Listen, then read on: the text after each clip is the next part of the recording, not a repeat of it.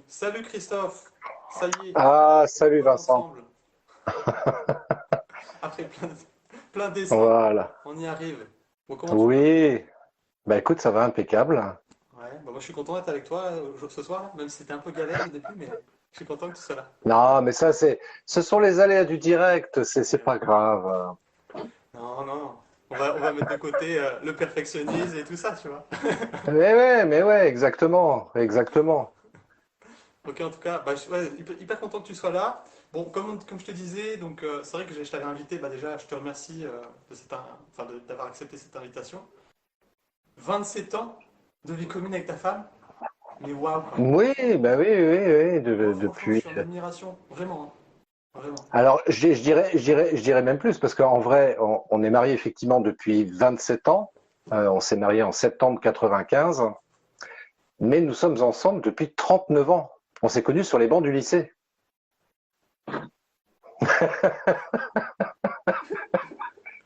Non mais c'est beau, en vrai c'est beau, franchement c'est beau.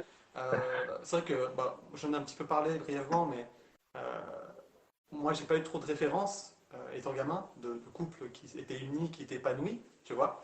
Et je sais qu'aujourd'hui c'est quelque chose que je vais devoir travailler pour créer ce que j'ai envie, tu vois. Donc c'est vraiment un, bah, je te l'ai déjà dit, mais j'ai beaucoup d'admiration pour toi, puisque j'espère alors, rencontrer ma femme à 16 ans. La femme de ma vie sera compliquée à 16 ans. Mais en tout cas, rencontrer quelqu'un avec qui je pourrais faire un bout de chemin et que je serais bien avec cette personne-ci, c'est vraiment un de mes objectifs. Et du coup, c'est de ça aussi qu'on va parler. Et j'espère que ça pourra aider d'autres personnes. D'ailleurs, tous ceux qui nous regardent, si vous avez des choses à dire, des commentaires, des remarques, parfois peut-être que dans ma vision du monde, je vais peut-être blesser certains. Hein, sachez que c'est pas volontaire, c'est juste que c'est moi que je le perçois comme ça. Donc n'hésitez pas à me confronter si, dans l'éventualité où ce que je dis n'est pas... Sinon, je m'en chargerai, moi, de te confronter. Ouais, bah vas-y, franchement, mais vas-y, tu peux. Franchement, moi j'attends que ça. Je suis vraiment là pour échanger, pour trouver des clés pour justement grandir dans ce domaine-là. Donc c'est ce qu'on va faire avec toi, Christophe, aujourd'hui. Voilà. Avec plaisir. Bon, alors du coup, est-ce que tu pourrais nous parler, donc tu m'as dit, donc tu avais donc rencontré ta femme du coup sur les bancs du lycée, c'est Ouais, ça? Enfin, oui. donc à 16 ans? Bah, disons que moi, j'avais 17 ans, elle en avait 16, parce que, bah oui, parce que j'ai redoublé une classe, donc forcément, Ah j'avais mince. un an de plus qu'elle. J'avais redoublé ma troisième, et après, j'ai fait ce qu'on appelait à l'époque un cycle long, donc je suis allé au lycée, et c'est en classe de première, donc que j'ai rencontré ma future épouse. Et d'emblée, tu vois, enfin moi, elle m'avait attiré l'œil. J'ai dit, tiens, celle-là, elle est mignonne comme tout. Elle portait un petit nœud rouge, pardon, dans les cheveux, et je trouvais ça super adorable. Et puis il y avait plein de choses en elle qui me plaisaient énormément, évidemment, quoi. Et puis en fait, en octobre, à peine un mois et quelques après la rentrée des classes, comme on dit, bah, on est officiellement sortis ensemble. Mais ça s'est pas fait simplement, hein. D'accord.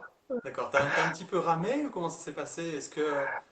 Qu'est-ce qui s'est Bah, passé concrètement? paradoxalement, je dirais que c'est plutôt elle qui a un petit peu ramé, parce qu'en fait, moi, j'étais très timide, on pourrait appeler ça comme ça à l'époque. Effectivement, quand on me voit aujourd'hui, on se dit c'est pas possible. Bah si, j'étais extrêmement intimidé par cette jeune fille. Et on était allé l'après-midi avec des camarades de classe. On n'avait pas cours, donc on avait fait un truc ensemble, écouter de la musique, bref, des trucs de jeunes, quoi. Et puis en fin d'après-midi, donc je dis à tout le monde, je vais y aller, il faut que je prenne le bus pour rentrer chez moi, parce que j'habitais en région parisienne. Et elle dit, ah bah tiens, est-ce que je peux venir avec toi, machin, moi aussi, il faut que je rentre et tout. Bah, je dis, ok, pas de problème.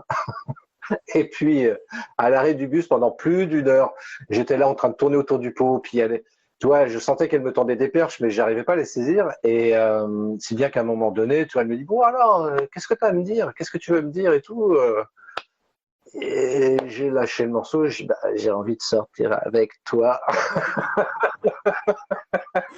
D'accord, bah, trop bien, trop bien. Donc tu y es allé finalement après pas mal de réflexions, pas mal peut-être de dialogue interne qui était... Enfin, tu doutais en fait, c'est ça? Ouais, ouais, parce qu'il y avait, je sais pas si on pourrait appeler ça comme ça, mais parce que je repense à un podcast que j'écoutais tout à l'heure qui parlait de ce thème-là, à savoir le syndrome de l'imposteur, et je me dis quelque part, j'étais un peu dans cette démarche-là, parce que je me disais, pourquoi moi, quoi? Parce que je suis légitime pour sortir avec cette belle jeune fille et tout. Tu vois, je me sentais pas vraiment légitime, tu vois, et pourtant j'étais vraiment, ouais, enfin, j'étais vraiment amoureux d'elle, quoi. Et du coup, j'osais pas, tu vois, lui dire clairement ce que je pensais, et puis surtout lui exprimer mes sentiments par rapport à elle. Et si elle n'avait pas un peu forcé les choses, bah, je crois qu'on serait jamais sortis ensemble. Enfin, je dis ça, j'en sais rien, parce qu'on était dans la même classe, donc il restait encore toute l'année scolaire pour éventuellement profiter d'autres opportunités pour que je puisse lui déclarer ma flamme, tu vois. Mais me connaissant à l'époque, tu vois, enfin, j'étais vraiment pas à l'aise là-dessus. Et puis heureusement qu'elle a forcé un peu les choses, et puis du coup, on est ensemble aujourd'hui. C'est vrai que donc à l'époque, j'avais 17 ans, elle en avait 16, ça fait 39 ans maintenant qu'on est ensemble, donc je vous laisse faire le calcul pour savoir quel âge je peux avoir.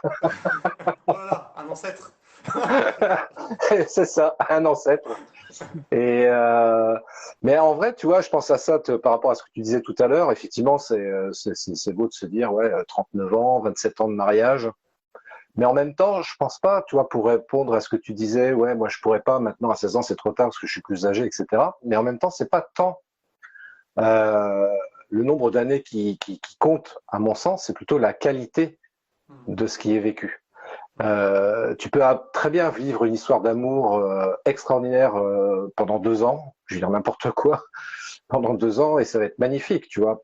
Et puis vivre une relation avec quelqu'un pendant 39 ans, et puis que ce soit d'une platitude absolue, et qu'on se fait chier l'un et l'autre, etc. Ce qui n'est pas le cas, Dieu merci, avec mon épouse, tu vois, mais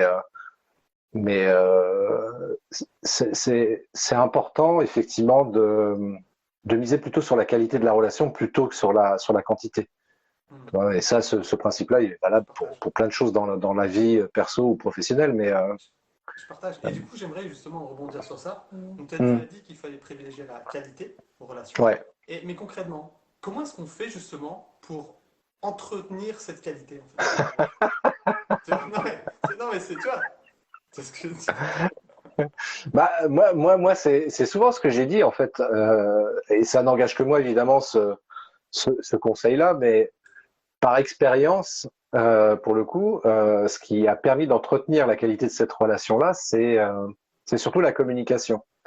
Vraiment, pour moi, je trouve que c'est une clé, la clé même, alors, pas la clé essentielle, mais en tous les cas, la clé principale qui fait que on a pu entretenir cette relation-là tous les deux et qu'aujourd'hui, on est toujours amoureux l'un de l'autre. Enfin, je ne vais pas rentrer dans les détails, mais on est vraiment toujours très amoureux. Et la communication, tu vois, ça se passe comment? Bah, ça se passe très simplement, c'est d'arriver à s'accorder des moments pour échanger de tout et de rien avec l'autre, et avec mon épouse en l'occurrence, c'est ce qu'on a toujours fait et qu'on fait perdurer encore aujourd'hui, tu vois. Enfin, euh, on essaye toujours, tous les jours, je sais pas, mais en tous les cas, sur une semaine de 7 jours, 90% du temps, on va essayer de trouver un moment pour échanger, sur tout et sur rien. Tu vois, tiens, après, si on déjeune ensemble, on va prendre le café sur la terrasse. Enfin, en tout cas, on prend le café, ça dépend de la météo, évidemment, mais on va prendre le café, on va prendre ce temps-là pour échanger. Tiens, j'ai vu ça, tiens, je suis en train de faire ça. Tiens, où c'est que t'en es sur ce truc-là. Et puis, du coup, ça permet d'avoir un sujet de discussion et puis d'échanger là-dessus, tu vois. Et donc, du coup, c'est vrai que ce qui est intéressant, et ce qui a toujours été intéressant dans notre relation, c'est que on s'est toujours apporté mutuellement quelque chose. C'est-à-dire qu'il n'y en a pas un qui va prendre le lead sur l'autre. Il y a vraiment cette notion de complémentarité, en fait. D'équilibre Parce dans la relation que, aussi. ouais, exactement, trouver l'équilibre dans la relation et pas vouloir chercher à s'imposer par rapport à l'autre. Au contraire, alors c'est pas toujours facile, hein, on est dans la relation, dans la relation humaine. Hmm. Et parfois, bah oui, la vie n'est pas un long fleuve tranquille. Des fois, on s'engueule aussi. On est des êtres humains. Bien sûr, bien sûr. Bon, après coup, on débriefe. Pourquoi on s'est engueulé? Ah bah oui, c'était très con, mais voilà, je pensais ça, etc. Donc, Hmm. encore une fois, c'est grâce à la communication qu'on arrive à comprendre les choses et puis à avancer. Et puis, c'est pour ça que, enfin, pour répondre en résumé à ta question, ouais, c'est ça, c'est vraiment la communication. S'il n'y a plus de communication, moi, je vais donner un exemple très simple. Depuis toutes ces années qu'on est ensemble, à chaque fois qu'on est allé au resto, alors c'est pas évidemment un truc sur lequel on va s'attarder, mais parfois ça nous arrive, tu sais, quand on va au resto, de regarder des fois des couples autour de nous et de se dire, punaise, t'as des couples qui mangent face à face, pas un mot. Puis Potentiellement, moi, le téléphone portable à la main, éventuellement. potentiellement avec ça, effectivement, et là je me dis, waouh, ça doit être tristouné leur relation, quoi. Hmm. Nous, on a toujours quelque chose à se dire, et c'est vrai que autant que possible, parce que des fois, effectivement, pour des raisons professionnelles, on se retrouve un peu parfois obligé d'avoir le téléphone à portée de main, mais en tous les cas, autant que possible, toi, on essaye quand on mange ensemble, euh, voilà, le portable est quelque part dans un coin et on n'y touche pas le temps du déjeuner, enfin, le temps du repas, en tous les cas, justement pour préserver cette relation-là. Bien sûr, il n'y a pas la télé allumée, il n'y a pas de radio allumée, on est vraiment Hmm. Ok, deux êtres humains en train de partager un moment, quoi. d'accord. Et je voulais te poser une question aussi. Donc, tu disais que vous arrivez à trouver finalement des moments communs, des espèces de communication commune. Et justement, est-ce que vous avez des hobbies en commun ou des activités communes que vous pratiquez? Par exemple, je sais pas moi, je dis ça au pif, de la danse ou enfin peu importe. Est-ce qu'il y a Alors, des choses comme ça dans l'extérieur du couple que vous avez en commun? ouais, ouais, effectivement, l'idée c'est d'arriver. Alors c'est intéressant, c'est de trouver justement le juste équilibre entre activités faites ensemble et activités faites séparément. Hmm. Parce que dans un cas comme dans l'autre, tu vois, il ne s'agit pas d'être tout le temps collé l'un à l'autre. Ça, c'est pas bon. Bien sûr. C'est bien d'avoir des activités distinctes et que chacun fasse son truc de son côté. Mais en même temps, c'est bien aussi de se retrouver sur certaines activités. Tu vois, ça peut être n'importe quoi, hein. Ça peut être tout simplement de se dire, tiens, on va faire une promenade ensemble. Il ne s'agit pas forcément. On a fait, je me rappelle quand on a déménagé en 2000, là où on habite aujourd'hui en région centre. Au début, bah tiens, comme on connaissait pas, on partait de la région parisienne, on arrive en province et on connaissait personne. Donc aussi, bah, pour essayer de trouver de nouvelles personnes, de créer des relations, on va se mettre dans une association de danse. Et on a fait du danse, on a le rock, on a fait du rock, de la country, enfin voilà, ça nous permettait de nous retrouver effectivement dans ce genre d'activité. Ça peut être aussi dans des choses autres. Je pense à comment dirais-je, on a fait comment dirais-je, on a fait des stages communs ensemble, par exemple sur l'hypnose ericksonienne. Tu vois, Hmm. on a suivi un stage ensemble là-dessus, parce que ce sont des sujets aussi qui nous passionnent, tout ce qui est développement perso, etc. Et plus d'autres trucs, je ne suis pas rentré dans. Ah, on a perdu Christophe. On va attendre qu'il revienne. C'est moi qu'on a perdu, je ne sais pas. Dites-moi dans les commentaires. Je crois que je suis toujours là. Est-ce que tu es là, Christophe? Ah, ça a coupé, mince. Quand on commence quelque chose, c'est toujours casse-gueule, hein. C'est toujours casse-gueule, c'est un truc de dingue. Euh, il y a toujours des trucs comme ça qui apparaissent. C'est pas prévu, tu vois. Et c'est assez embêtant. Mais bon, c'est que ça fait partie aussi du jeu.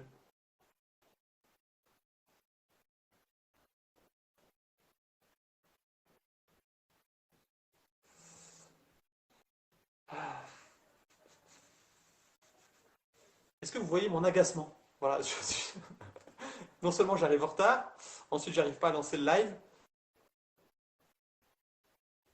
et là je perds Christophe.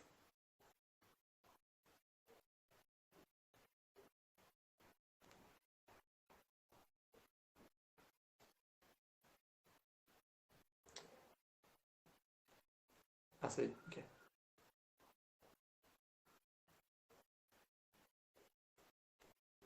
C'est bon, Voilà. voilà. Je sais pas ce qui s'est passé, ça a coupé. C'est excellent. Mais on me voit plus, moi. Ah si, si, t'es toujours là, t'es toujours là. Ok, bon, moi je vois plus rien, mais c'est pas grave. Tout va bien. Non, non, c'est pas grave. On te voit, je suis en train de vérifier sur le Ok. retour, là, c'est bon pour moi. On C'est te très bien, je voit. vais pouvoir me concentrer sur toi. Je me vois plus. Et du coup, je voudrais aussi parler, donc dans cette discussion, je voudrais aussi parler, qu'est-ce qui s'est passé pour toi? Parce qu'en fait, toi, tu es devenu entrepreneur depuis maintenant 10 ans à peu près, si je m'en souviens bien, quelque chose comme ça. Ouais, Et du coup, ouais. qu'est-ce que ça a changé finalement dans ta relation de couple avec donc, ta femme lorsque tu es passé donc, du salariat à l'entrepreneuriat?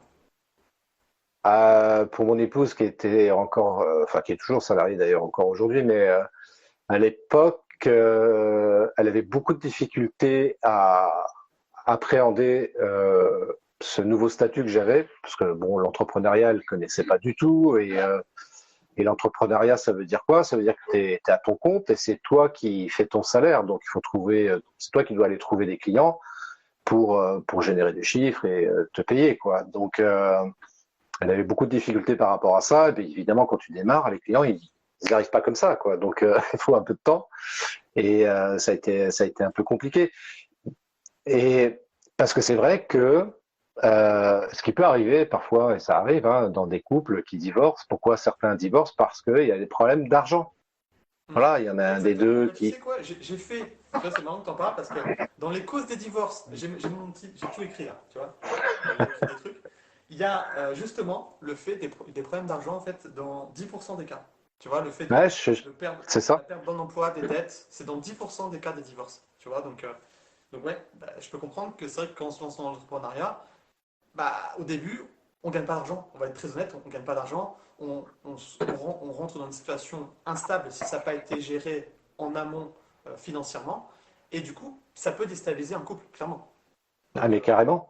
Parce que tu évoques aussi la notion de dette, mais c'est pareil, tu vois, enfin, je pense que nous, on a traversé quand même pas mal de situations qui a mis notre couple à rude épreuve. Et par exemple, les dettes. Ouais, quand on était jeune, on s'est mis en ménage très jeune du coup, et bah, on n'avait pas d'argent. Bah, qu'est-ce qu'on a fait? On a fait des crédits revolving. Alors aujourd'hui, avec l'expérience, je dis à tout le monde, ne faites jamais ça. Pas de je ne crédit sais pas ce que revolving. c'est. Moi, je t'avoue que je ne Ah sais pas bah ce que c'est. c'est ta banque ou des organismes de crédit qui te disent voilà vous avez une carte bancaire, vous avez un crédit de je sais pas moi 5 000 € et voilà vous pouvez l'utiliser quand vous voulez et vous remboursez tous les mois 100 ou 200 € par mois donc ça te fait des petites mensualités et puis du coup tu as beaucoup d'argent qui arrive simplement bah, le piège dans lequel tu tombes et dans lequel nous sommes tombés très rapidement bah, c'est qu'on a fait des crédits de ce type-là un peu à droite à gauche et puis à un moment donné bah, on a été dans la merde Ok, on d'accord. a été dans la merde et moi je sais que j'ai vécu l'interdiction Banque de France. À l'époque c'était 1 an, je crois, un truc comme ça. Plus besoin, plus possibilité d'avoir une carte bancaire, un chéquier, des trucs comme ça. Donc il y a eu ouais, financièrement parlant, il y a eu des périodes très compliquées et ça aurait pu être une des raisons de se séparer, tu vois, par exemple. Après Et avec l'entrepreneuriat. justement, pour Pardon. rebondir sur ça, comment est-ce que vous avez fait justement pour gérer cette situation ensemble, du coup, cette situation d'instabilité financière? Bah, plutôt que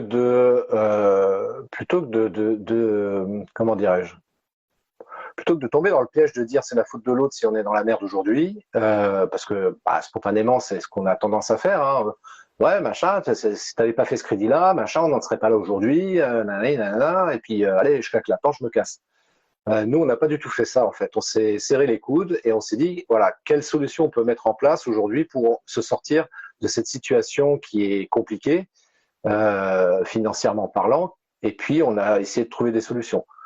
Et heureusement qu'on a fonctionné comme ça, parce que sinon, effectivement, on aurait eu toutes les bonnes raisons du monde, enfin toutes les bonnes raisons, on aurait eu toutes les raisons du monde, dans tous les cas, pour se séparer, c'était très con, quoi. Enfin, je veux dire, oui, ok, on peut traverser des situations difficiles financièrement parlant, mais est-ce que ça doit être une raison pour se séparer? Bah non, je veux dire, parce que le fond du problème, on l'a pas encore évoqué, mais le fond du problème, le fond du problème, c'est même pas un problème, mais la vraie raison, qu'est-ce qui fait que une relation se crée entre deux personnes, bah, c'est l'amour.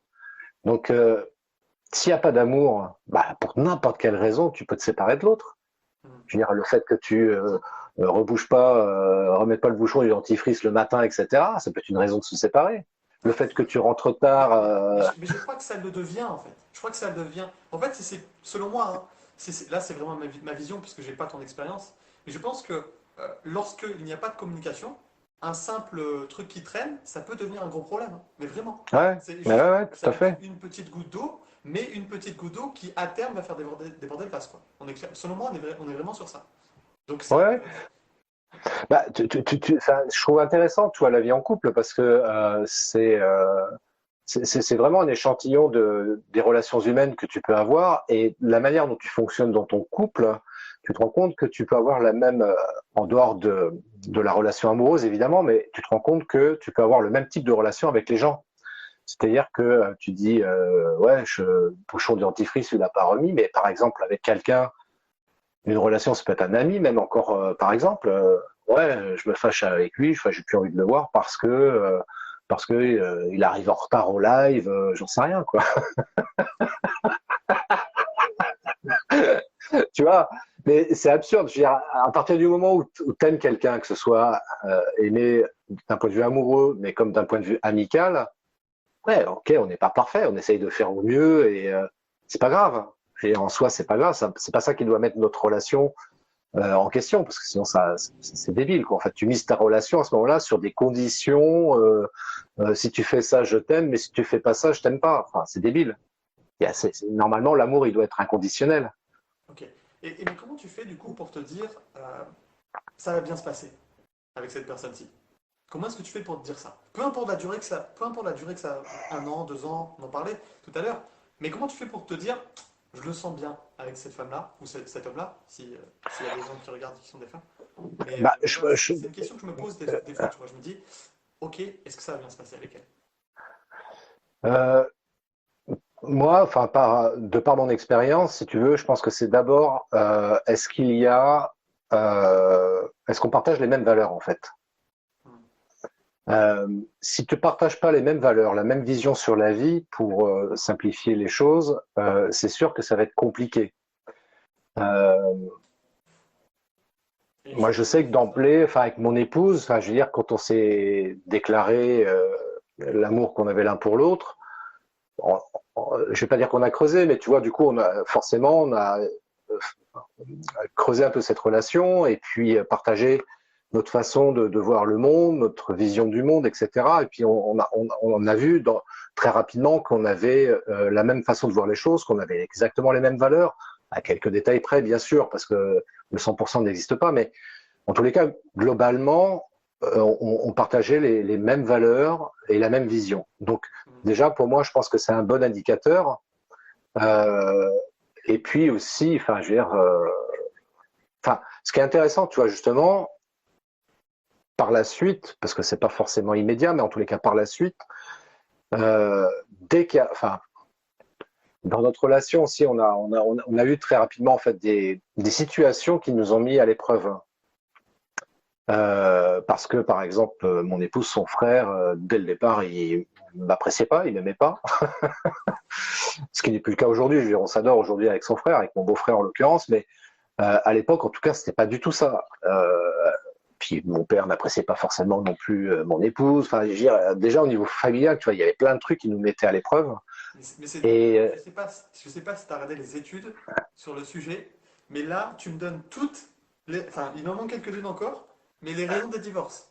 J'ai la belle famille et les amis intrusifs, 10%. J'ai quoi? J'ai les désaccords concernant l'avenir, 15%. Tu vois? C'est hyper intéressant ce que tu dis parce que finalement, c'est ouais, c'est toutes les raisons qui reviennent lorsque il y a des hmm. divorces en fait. Tu vois, donc Ouais, ouais, tout à fait. intéressant. Donc là, ça Ouais, fait non, mais tout à fait. Et une définition. enfin, je veux dire, il peut y avoir effectivement plein de choses qui peuvent remettre en question une relation amoureuse. Et l'idéal, évidemment, c'est d'arriver à le détecter le plus rapidement possible, pas se rendre compte au bout de 10 ans, 20 ans ou 30 ans que bah, finalement, non, on va divorcer, quoi. Moi, j'ai vu des couples divorcés à peut-être 30 ou 40 ans de mariage. Enfin, Ouais. c'est hallucinant, quoi. Enfin, je comprends pas, quoi. Après le divorce, je suis pas forcément contre ça. Ce que je veux dire par là, c'est que moi, ce qui me fait peur, c'est la souffrance qui en découle.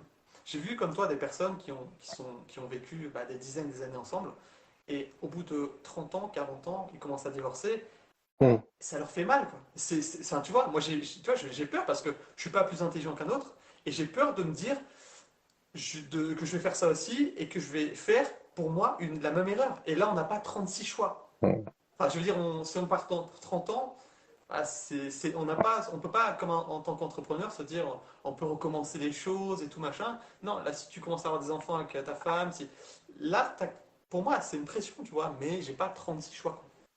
Dans ma tête, en tout cas. Ouais, mais c'est pour ça, je pense qu'il s'agit d'être au clair par rapport à soi-même, parce que il peut y avoir d'autres raisons de divorcer. Aujourd'hui, c'est un sujet qui est de plus en plus, comment dirais-je, évoqué par les médias notamment, mais et je repense d'ailleurs à un couple que j'ai connu il y a plus de 20 ans maintenant, mais euh, elle m'a contacté dernièrement pour me demander un truc. Enfin, bref, je vais pas rentrer dans le détail. Et puis, du coup, je discute avec elle. Je dis alors, avec ton mari, je vais pas le citer parce que ça n'a pas d'intérêt, mais avec ton mari, comment ça se passe et tout. Ah bah, elle me dit si tu savais. En fait, aujourd'hui, on va l'appeler Jérôme pour faire simple. En fait, Jérôme aujourd'hui, ben, elle s'appelle Micheline.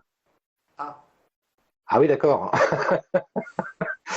J'ai dit, ah bon, bah ouais, parce qu'en fait, il s'est découvert qu'il était plutôt femme. Donc voilà, donc aujourd'hui, bon, je sais pas s'il a subi des opérations pour vraiment être cohérent avec sa nouvelle identité, tu vois, mais euh, voilà, et du coup, ils ont divorcé, tu vois, parce que bah, hmm, c'était pas possible a priori de pouvoir continuer à vivre ensemble dans ces conditions-là. Et ça aussi, ça peut être une cause de divorce, tu vois, des gens qui se découvrent sur le tard, entre guillemets, que bah, finalement, je suis homme, mais en fait, je me sens plutôt femme, donc bah, je peux plus rester avec cette femme en face de moi, par exemple, et donc je divorce. De la même manière aussi, enfin à l'inverse, c'est pareil, tu vois, il peut y avoir des hommes aussi qui se découvrent homosexuels. Bah ouais, non, finalement, je pensais être hétéro, je me suis forcé à être hétéro, mais en vrai, je suis plutôt homosexuel. Mais c'est valable aussi pour les femmes, hein, attention, hein, c'est pas spécifique aux hommes, qu'on s'entend bien, parce qu'il peut y avoir une femme aussi qui sont plus hommes que femmes et qui du coup, ouais. Et j'espère d'ailleurs que les tabous sur ça commenceront à disparaître parce que justement, plus on acceptera ça dans notre société, et moins, enfin, et moins il y aura ce genre de situation finalement, parce que la personne saura beaucoup plus rapidement quelle est son orientation, qu'est-ce qu'elle veut dans sa vie concrètement. Tu vois? ouais, Tout à l'heure, totalement, bah ouais. tu parlais de personnes, donc un homme qui bah, maintenant se considérait femme ou a pris conscience de ça. Et il y a de plus en plus de cas comme ça dans notre société parce que ça, en fait, ça a toujours été, mais c'est juste que ça ressort plus, quoi. C'est un constat aussi que je vois vous avez des personnes qui parlent autour de moi. Avant, tout le monde se taisait, personne ne disait rien. Au final, Mm. ça a toujours été, et c'est important, je pense, de l'accepter parce que c'est chacun fait sa vie et comme ça, on évite de grosses souffrances. Parce que c'est vrai que quand tu as fait ta vie avec quelqu'un, que tu te rends compte que t'es pas, tu t'es trompé, soit tu étais homosexuel ou des choses comme ça, bah c'est dommage, quand même. C'est dommage. Parce que Mm. du coup, il y a des choses derrière qui ont été engagées, quoi. Oui, moi ça va, je ne suis pas homosexuel. Non, mais c'est vrai, tu vois, c'est vrai que c'est un truc, je pense, qui est important d'intégrer dans une société Ouais, contemporaine. ouais, c'est clair, et puis c'est important effectivement de pouvoir savoir qui on est vraiment, enfin, euh, si un homme se sent plus, enfin, plus attiré par les hommes que par les femmes. D'ailleurs, je me rappelle, j'avais fait un court métrage là-dessus fin des années 90, justement avec un pote, parce que ça nous intéressait d'aborder le sujet, tu vois, par rapport à ça. Et déjà à l'époque, mais on était un petit peu en avance sur notre temps, mais Non, si mais je puis c'est dire, ça. Vraiment. mais on avait fait un court métrage exactement là-dessus, où tu voyais dans le film, en fait, un couple hétéro. Et puis finalement, le mec bah, découvre en fait qu'il est plutôt attiré par les hommes que par les femmes, quoi. Et Hmm. donc il se sépare de sa femme pour aller avec un homme. C'était marrant à faire. Vous avez bien aimé. Cool. C'est moi qui jouais le personnage en plus. Le personnage qui changeait? Ok. Ouais, Ah, ok, d'accord. Oh, il faut que tu me montres ça. ouais, si tu veux, à l'occasion. Ok, bon. Alors j'avais d'autres questions aussi à te poser. Alors, attends, il faut que je les trouve. Donc, alors si j'ai bien compris, ce qui s'est passé, c'est que finalement, donc tu as rencontré comme tout le monde, comme chaque couple finalement, des gros obstacles dans ta vie où ça a remis en Ouais. question ton couple, mais en même temps, ça l'a renforcé. Ah, mais totalement. Absolument et totalement, parce que c'est vrai que si on s'était laissé piéger en fait par la situation difficile qu'on rencontrait à ce moment-là, alors évidemment la conséquence aurait été une séparation, un divorce, etc. Mais m- malgré il y a des situations qui ont été très compliquées. Tu vois, c'est pour ça que je dis que notre relation, en l'occurrence, n'a pas été un long fleuve tranquille, hein. Il y a eu des hauts, il y a eu des bas, et quand on Et était justement, plutôt... excuse-moi de te couper.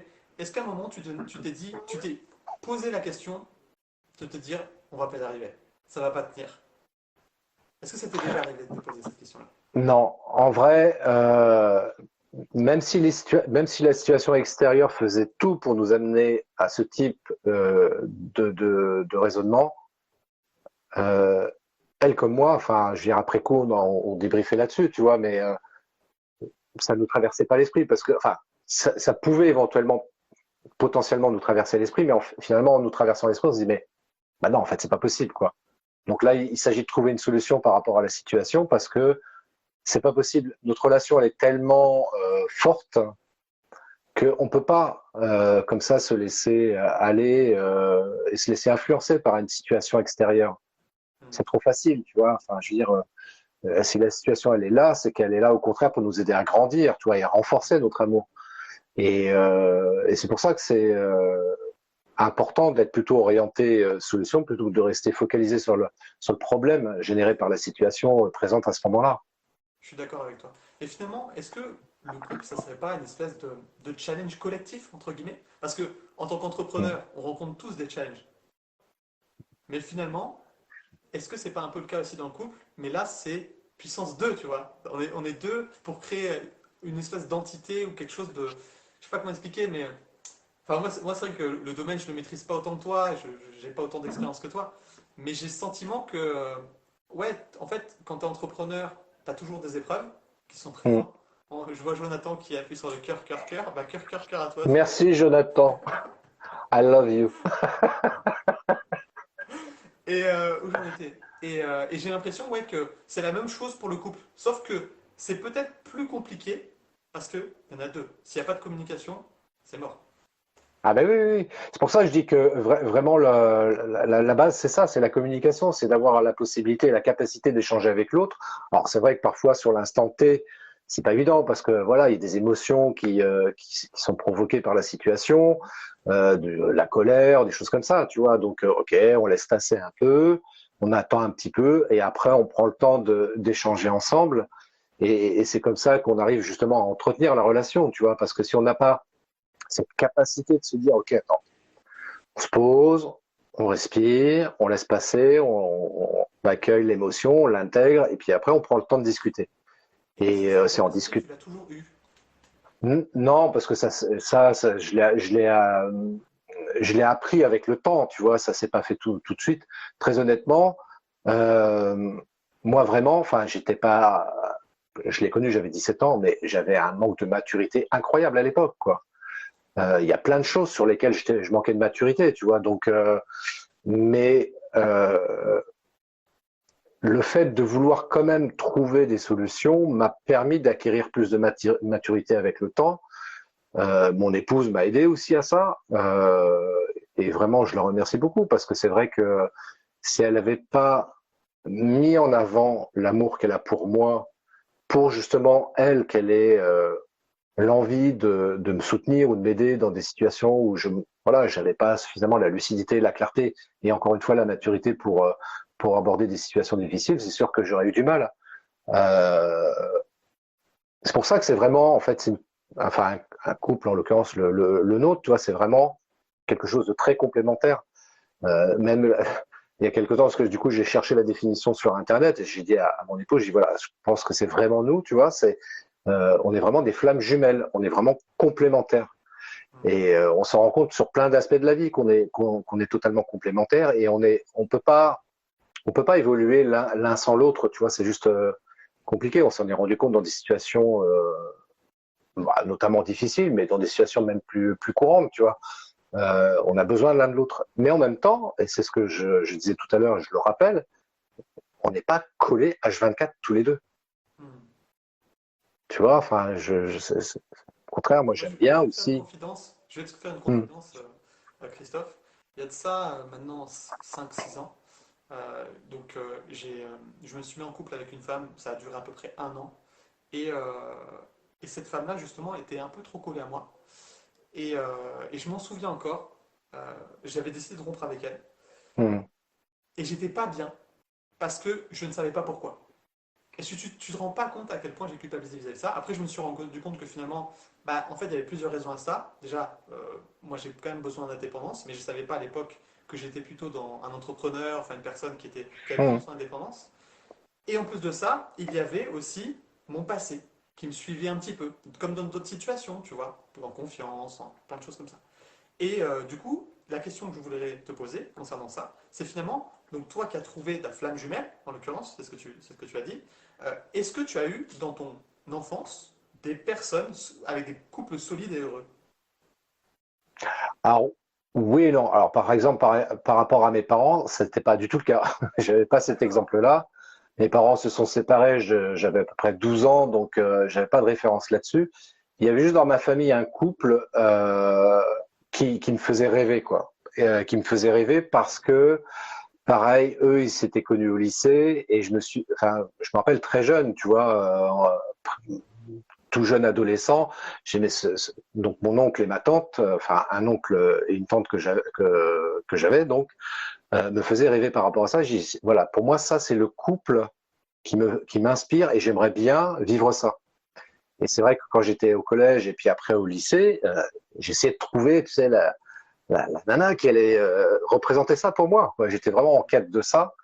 Mais je pense que véritablement, tu vois, moi je sentais intuitivement. Alors là, je vais rentrer dans des concepts qui peuvent surprendre et étonner, mais je m'en fous. On est tous les deux et c'est très bien. Oui. On Euh, a deux là. On est dans un cocon en confiance, tout se passe bien. Il n'y a personne, tout va bien. et peu importe, comme ça me donne l'occasion aussi d'exprimer des points de vue sur des sujets qui me tiennent à cœur. Mais en l'occurrence, soit dans notre couple, on a toujours considéré, enfin, on l'a compris un peu après par la suite, tu vois, mais on a considéré qu'en fait, on était vraiment prédestinés à se rencontrer. C'est-à-dire que nous faisons partie de ces gens qui croyons en la réincarnation et de fait, on s'est dit, bah, forcément, on s'est déjà rencontrés dans des vies antérieures et on s'était programmé dans cette vie-là de se retrouver pour travailler sur ça, certaines choses qu'on n'a pas pu travailler dans les vies antérieures. Et moi, je sentais intuitivement, tu vois, que j'allais rencontrer à un moment donné, rapidement, celle avec laquelle j'allais faire ma vie. Et cette relation allait me permettre, comme à elle, de toute façon, de pouvoir nous permettre d'améliorer certains aspects sur lesquels on avait besoin de travailler ensemble au cours de cette vie-là. Et partant de là, si tu veux, en considérant comment dirais-je, cette manière d'appréhender notre relation, forcément, ça donne une autre vision de notre relation. C'est-à-dire que c'est pas juste un homme et une femme qui se rencontrent, qui s'aiment et puis on fait notre vie ensemble. Non, ça va bien au-delà de ça. C'est-à-dire qu'on, c'est deux âmes qui se connaissent depuis, j'en sais rien, depuis très longtemps en tous les cas, et qui ont besoin de se retrouver aujourd'hui dans cette existence terrestre actuelle pour vivre une relation ensemble et pour travailler sur certaines choses tous les deux ensemble. Et c'est là où cette notion de flamme jumelle prend encore beaucoup plus son sens, parce que si on part de ce postulat-là, on est deux âmes, et flamme jumelle, c'est deux âmes complémentaires, quoi, qui sont vraiment liées l'une à l'autre. Et, euh, et puis encore une fois, si tu veux, dans notre vie de tous les jours, c'est vrai que je me rends compte que ouais, il y a plein de trucs sur lesquels on est vraiment complémentaires. Et puis il y a un truc qui est magique aussi, tu vois, pour le coup. Enfin, combien de fois, encore aujourd'hui, parce que quand on rencontre quelqu'un, c'est tout beau, tout nouveau, etc. Et c'est le genre de phénomène qui peuvent arriver dès le départ, mais qui bien souvent s'atténue avec le temps, pour plein de raisons qu'on a évoquées là. Mais là, en l'occurrence, là où je veux en venir, c'est que bien souvent, on pense la même chose au même moment. D'un coup, elle me dit un truc et je dis, ah putain, je pense exactement la même chose, quoi. Et inversement, je lui dis un truc, elle me dit, ah bah, je pense exactement la même chose que toi à ce moment-là, quoi. C'est fou. Puis d'un coup, face à un truc, on va parler, puis on va, comme si on était synchro, comme si on avait répété, on va dire exactement la même chose aussi en même temps, quoi. Donc, tout ça réuni fait que, bah oui, on se dit, mais c'est juste pas possible qu'on divorce, quoi. Ça serait la pire connerie, quoi. je sais pas si c'est vrai ou pas, mais ce qui est sûr, c'est que ça fonctionne bien pour toi. Alors, je prends l'information, ça c'est clair et net. Et c'est vrai que cette notion de flamme jumelle, je connais pas trop à titre personnel. Mais en tout cas, c'est vrai que je m'aperçois que c'est important, en tout cas, de créer un projet commun qui va au-dessus de sa propre personne. C'est Ouais, comme ça que je le vois. Donc, ouais. Et puis c'est ça qui ressort. c'est vrai que de donner en plus une dimension spirituelle à notre relation, euh, toi, ça donne pas le même sens on n'est pas dans quelque chose de purement matérialiste. Voilà, on vit ensemble, on habite enfin, on achète une maison, une voiture, on part en voyage ensemble. Ouais.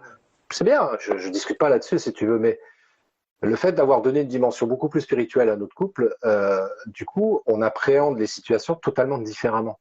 Hmm. Ok. Ok. Ouais, donc c'est important peut-être de se connecter. Alors, donc toi tu parles des flammes jumelles, mais en tout cas quelque chose qui est commun, mais plus grand que soi, finalement. Ouais. Enfin, une mission de vie ou un sens dans sa vie qui va dans le même sens, enfin, des choses comme ça. En tout cas, je Bah, pense que c'est important de trouver quelque chose ouais, qui est capable de nous permettre de surmonter les difficultés. disons que c'est pour ramener ça effectivement à quelque chose de plus terre à terre, si je puis dire, effectivement c'est de se dire voilà, quelle est ta mission de vie, quelle est ma mission de vie, on est Est-ce que ça colle, quoi? Ouais. est-ce que ça colle, est-ce qu'on va plus ou moins dans le même sens tous les deux quoi. Enfin, c'est un petit peu ce que Saint-Exupéry disait, je veux dire, mais l'autre c'est aller tous les deux dans la même direction. Donc si on va dans la même direction, même si on prend des chemins parallèles parce que toi t'aimes le rock et puis moi j'aime la country, donc on va pas faire les mêmes clubs de danse tous les deux, bah c'est pas grave. Mais voilà, on aime la danse, quoi. Donc on va dans la même direction. Donc c'est ok. Je prends quelque chose de très simple pour que ce soit compréhensible, mais c'est exactement ça, quoi. Donc c'est pour ça que c'est important dès le départ d'arriver à vérifier si l'autre a enfin, ce que je disais tout à l'heure, la même vision, les mêmes valeurs, et puis encore une fois, pour terminer là-dessus, effectivement la même mission de vie, quoi. Hmm. Quelle est notre mission de vie en fait concrètement dans notre couple? Est-ce que c'est juste pour vivre ensemble, faire l'amour, partir en voyage, Avoir faire des des gosses? enfants. Tu sais, c'est Bon, marrant parce que dans ma famille, donc moi j'ai bientôt 30 ans, et il y a une personne qui est venue me voir un coup et qui me dit comme ça, tu sais Vincent, à ton âge, moi j'avais des enfants et tout machin. Donc tu vois, il y a une espèce de il y a une espèce de pression sociale qui est faite bien sûr, bien lorsqu'on sûr. n'a pas des enfants, etc., et qu'on commence à atteindre la trentaine.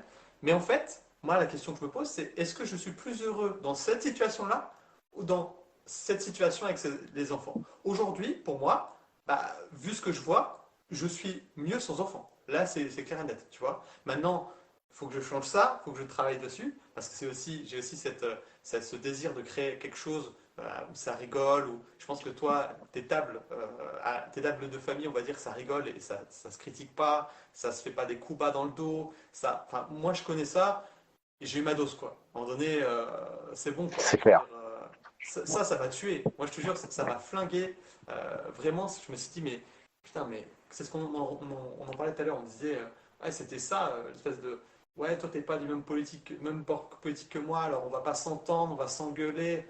Non, mais mec, enfin, on est juste, on est des humains, et puis, alors c'est un peu con ce que je vais dire, tu vois, Mmh. mais à un moment donné, on s'en fout de ton opinion politique, on s'en fout de ta religion, on s'en fout de tout ça. Le principal, c'est que tu sois bienveillant et que tu comprennes et qu'on s'écoute et qu'on communique en fait.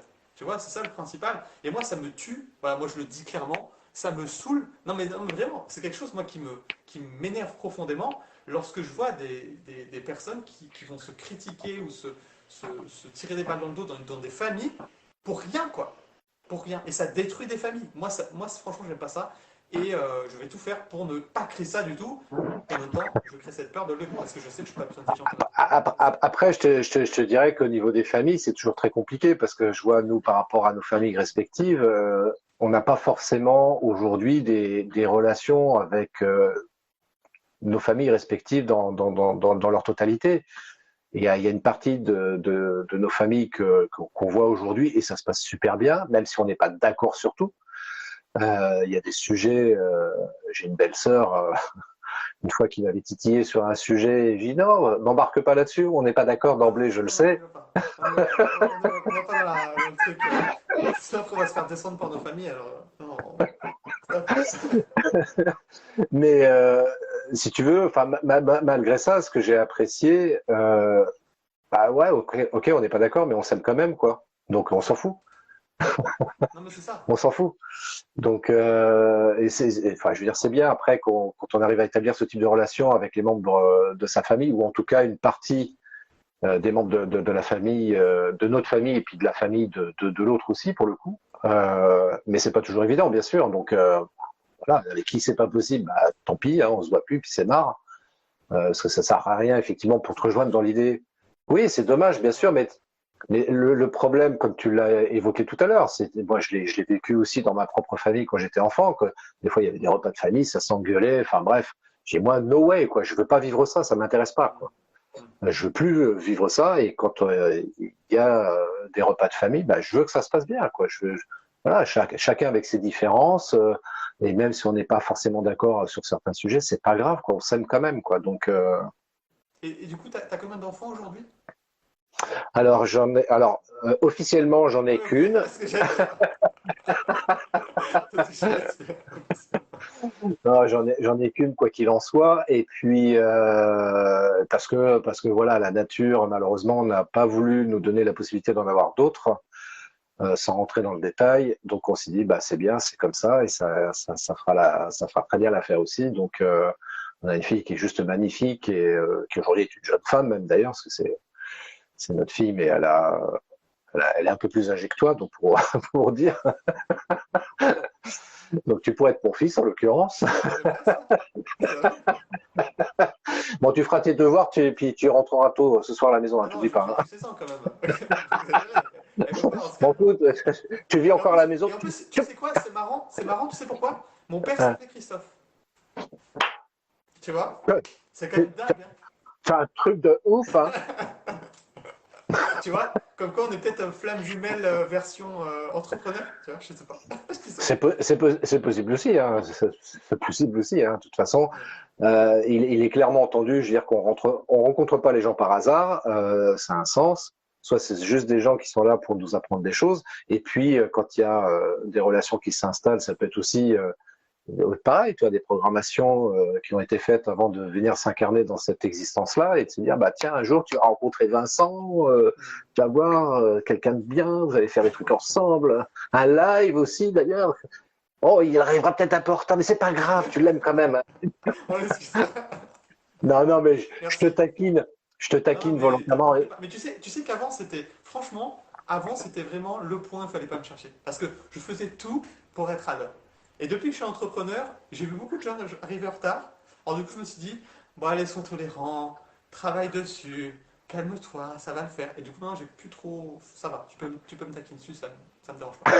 Non, Voilà. non, non, mais il y a vraiment aucun souci. Moi-même, enfin, je sais pas si ça m'est déjà arrivé, mais je me rappelle avoir fait un live une fois, c'était entre guillemets le pire, j'ai bien entre guillemets, parce que je m'en fiche en fait par rapport à ça, mais parce que du coup j'en rigole, mais j'avais un invité qui devait venir dans mon live, et c'est lui qui était à la bourre, et il est arrivé avec une demi-heure de retard, il avait complètement zappé le truc, tu vois, parce qu'il était sur une réunion avant, et puis il avait complètement zappé, et puis moi je lui envoie un message, on a déjà commencé le live, t'arrives bientôt? Oh putain, merde, La excuse-moi. transpiration, là, tu vois. Ah, la transpiration qui coule. Ah ouais, moi je transpirais de partout, moi j'y punaise. Je le montrais pas à l'image, mais intérieurement, mais ça a dégouliné de partout, j'ai dit, comment je vais Ouais, faire il y là? avait tout. Il y avait de la colère, de la peur, il y avait tout là. Il y avait tous les un mélange d'émotions, c'était dingue. Il y avait même pas de la colère parce que, encore une fois, si tu veux, je, je- je- aujourd'hui, enfin, en tous les cas, dans ce genre d'exercice-là en particulier, je me dis si ça arrive, c'est que ça a une bonne raison. Mm. Et je me suis dit, en l'occurrence, là, c'est justement fait pour me challenger et pour avoir cette capacité d'adaptation et d'improvisation. Parce que là, quand tu fais du direct, t'es en direct, hein, donc Oui, coucou à vous et deux. j'ai et j'avais vraiment pris ça comme un challenge. Et puis ça s'est bien passé. Tu vois, après il est arrivé, on a fait notre live, ok, tout s'est bien passé et c'était super intéressant le live qu'on a fait ensemble, tu vois, pour le coup. Mais à contrario, tu vois, si j'étais parti sur une idée, putain, je me mets en colère, je tombe dans des émotions comme ça un petit peu négatives, et puis je leur ai dit, bah écoute, on arrête le live, c'est bon, c'est une demi-heure que je t'attends, il y a plein de monde qui est là, qui attend, on arrête, on programme ça à une autre date, voire on programme pas du tout parce que ça me saoule. J'accepte pas les gens qui arrivent en retard. Enfin bref, j'aurais pu être très comme ça, tu vois, très radical. Et puis en fait, non. Non, j'ai vraiment pris ça comme quelque chose de challengeant. Et c'est pareil, tu vois, pour revenir à cette notion de couple aussi, euh, c'est intéressant aussi de fonctionner de cette manière-là. Parce que si t'es moi, je vois, parfois, il y a des couples. Ah oui, non, mais lui, j'accepte pas. S'il rentre après 20 heures, ça va pas le faire. Genre avec le truc à la main pour lui taper sur la gueule, etc. quand il va rentrer, quoi. Stop, no way, quoi. Enfin, cool. Il a peut-être des bonnes Ça donne raisons pas envie de d'arriver en rentrer. retard. Comment? Ça donne pas envie de rentrer. Bah ouais, si tu sais que ton conjoint ou ta conjointe, par défaut, elle va t'accueillir comme ça. Enfin, je veux dire, ça, c'est pas bon, quoi. Donc, et tu vois, c'est là aussi qu'il y a une notion qui est vachement importante aussi, parce que il y a beaucoup de bienveillance, bien sûr, à avoir par rapport à l'autre. Donc, ne pas chercher. Alors, il y a deux choses, la bienveillance et la confiance. La bienveillance, c'est-à-dire que ne pas vouloir chercher à vouloir absolument changer l'autre pour qu'il ressemble à ce que tu recherches dans le conjoint idéal. Ça marche pas. Moi, j'ai vu des couples où tu avais le mec qui dit ouais, moi, je veux que ma femme elle soit comme ci, comme ça, etc. Non, non, non, ta femme, elle est comme elle est, tu l'acceptes comme elle est, point barre. Quoi. Et puis la deuxième chose aussi, la confiance. C'est-à-dire que s'il n'y a pas de confiance dans le couple, alors je ne parle pas de confiance notamment par rapport à des dérapages, etc., mais de la confiance tout court. J'ai confiance en toi parce que tu es en train d'être entrepreneur et de vouloir monter un projet, tu vois, ne serait-ce que ça. Donc on est là pour soutenir l'autre, quoi. Oui. Et tout à Euh, l'heure, tout à l'heure, tu disais que donc, ta femme n'était pas entrepreneuse, mais elle avait non, l'intention de devenir ou... non, parce que alors c'est assez particulier dans le sens où avec ma fille, avec notre fille, donc en 2016, elles ont créé une association, une recyclerie pour être précis. Donc c'était en 2016, donc elle était déjà salariée et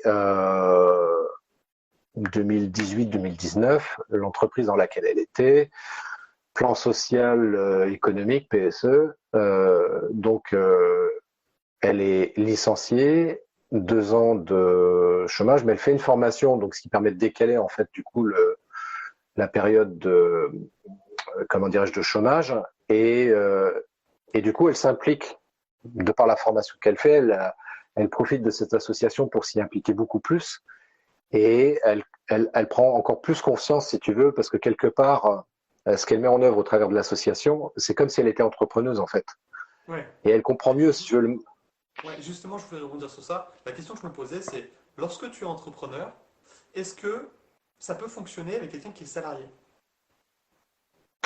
selon toi?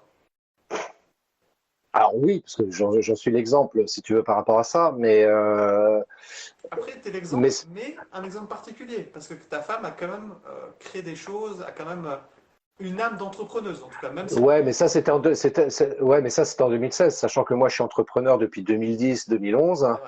Donc si tu veux, au départ, elle comprenait pas quoi. Et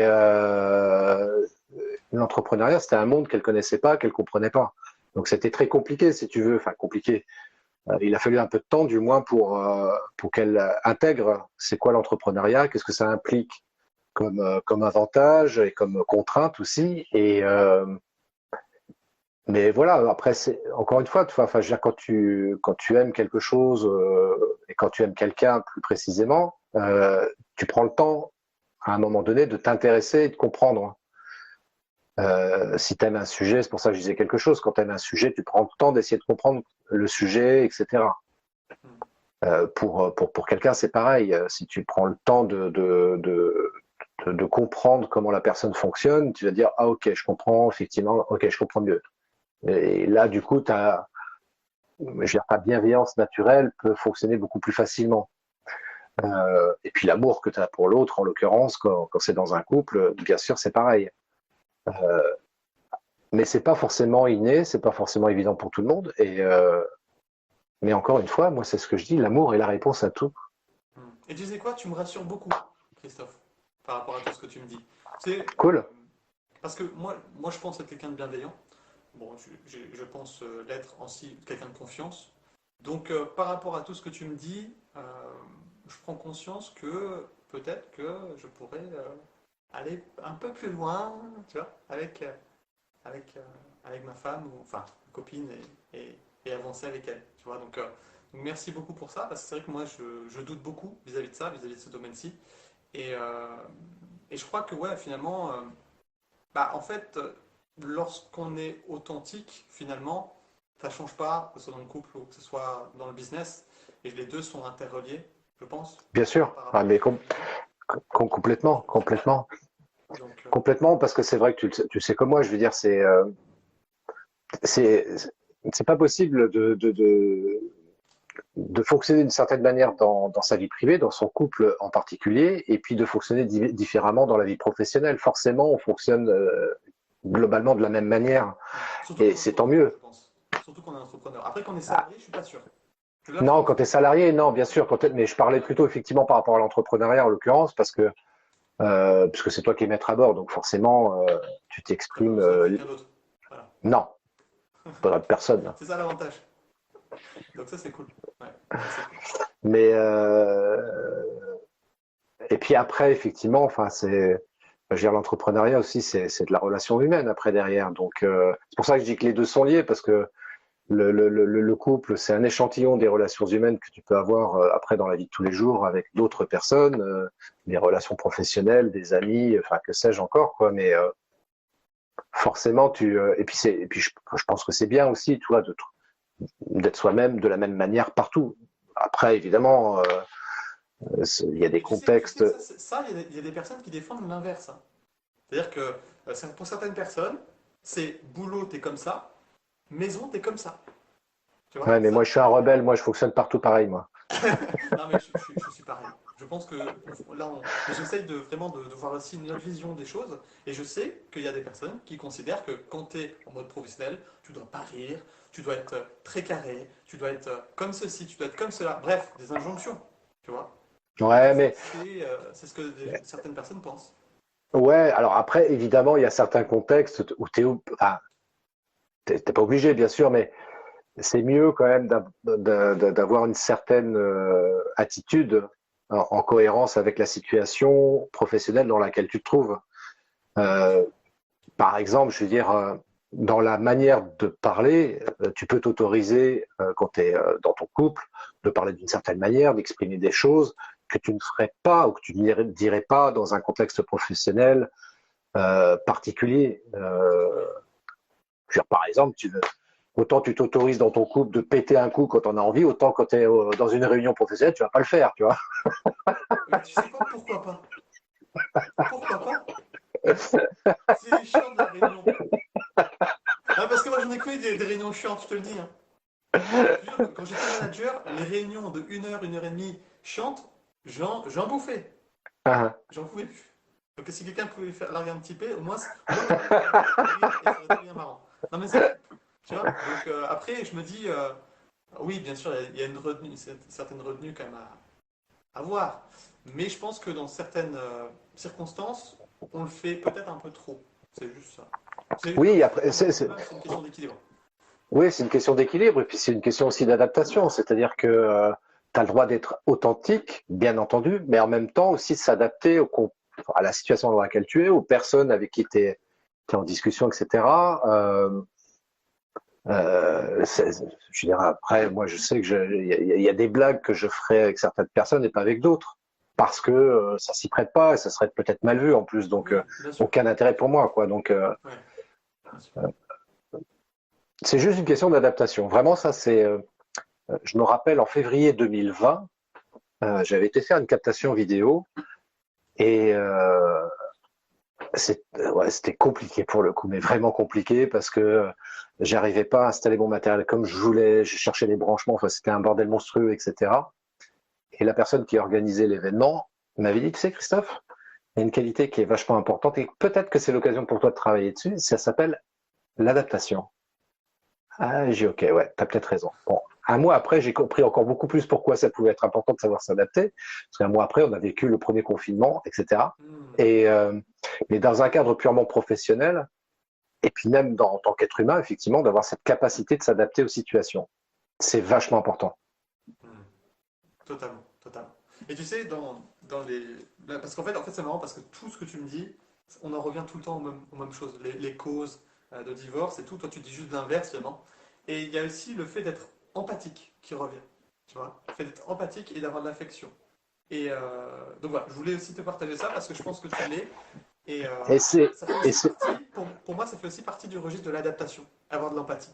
Parce que ah mais complètement. la personne que tu vas rencontrer va se trouver dans des situations différentes. Et toi, si tu veux faire preuve d'empathie, il va falloir t'adapter justement à elle pour ne pas être dans la sympathie, pour ceux qui connaissent un petit peu le terme, pour ne pas justement être à sa place ou donner des conseils ou commencer à la juger par rapport à ce qu'elle fait, mais juste pour te dire, ok, bah t'es comme ça, je vais être un soutien pour toi et je vais t'écouter si tu as besoin.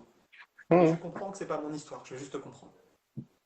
Oui, puis c'est important effectivement de savoir faire preuve d'empathie parce que comment tu veux créer une relation et communiquer avec l'autre euh, entre guillemets correctement si t'as pas un minimum d'empathie. Ouais. Après, le souci, c'est que beaucoup de personnes pensent être Mhm. empathiques. Le problème, c'est que comme elles ont des blessures, elles ont des trucs qui traînent un petit peu comme des boulets, elles font pas preuve d'empathie. C'est leur histoire qu'elles vont Mhm. raconter. À ta place, je ferais ça. Tu vois. Donc en fait, l'empathie, sur le papier, c'est beau et tout le monde est empathe, Mhm. tout le monde a cette capacité à se mettre à la place de l'autre. Mais en fait, non.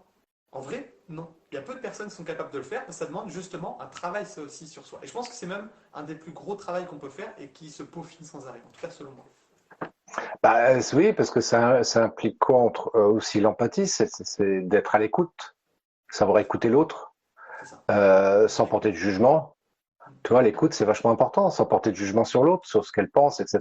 Et si t'as pas cette capacité d'écoute, ça va être compliqué, toi, pour établir une relation et une communication efficace. Donc, Finalement, on en revient même, hein, tout le temps, c'est la communication.